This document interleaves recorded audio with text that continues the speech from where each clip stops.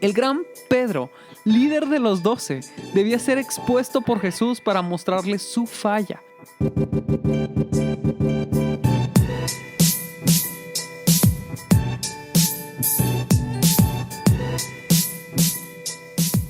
Ser un apóstol de Jesús debió ser todo un privilegio.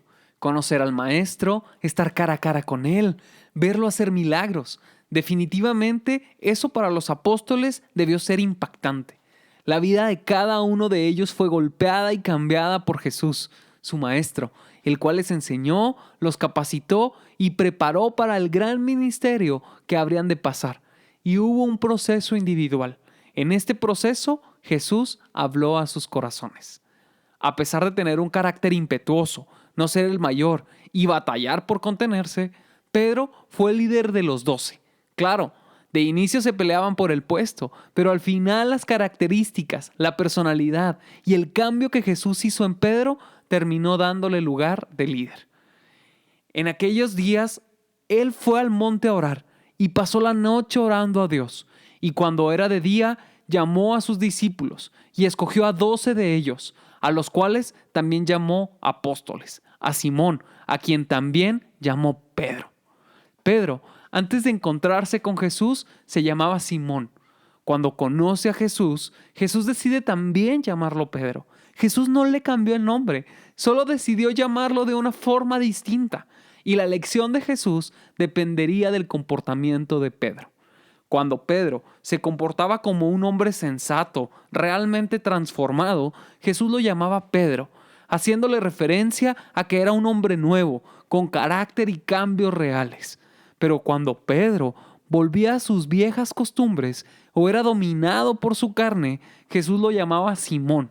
De esta forma, Jesús le hacía saber a Pedro que el comportamiento que estaba teniendo era un comportamiento del viejo hombre, algo que debía ser censurado y limitado. El gran Pedro, líder de los 12, debía ser expuesto por Jesús para mostrarle su falla y que seguía necesitando a Jesús para transformar su vida. Hoy tenemos al Espíritu Santo, que nos alerta y nos dice que estamos fallando, que estamos volviendo a ese viejo hombre. Hoy tenemos la palabra de Dios que nos muestra cómo es que son realmente nuestros comportamientos.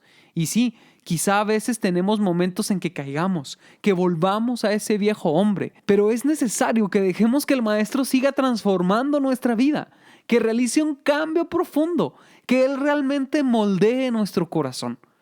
Al final de sus días, logramos ver a Pedro más sensato, más mesurado, más lleno de Dios. Sí, aún con un carácter férreo y con características propias de él, pero con un corazón completamente transformado. Es momento de que pidamos a Dios no volver a ese viejo hombre, que dejemos que Dios actúe y transforme nuestra vida, hasta el punto en que Él sea sobre nosotros. Dejando el viejo hombre atrás, reflejamos a Cristo.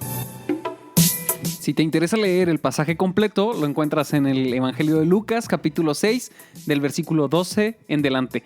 Estamos iniciando una nueva serie que se llama Discípulos, donde conoceremos la vida de cada uno de ellos y cómo Jesús la fue transformando. Esperamos que este devocional haya sido de bendición para tu vida y puedas compartirlo con alguien. Dios te bendiga.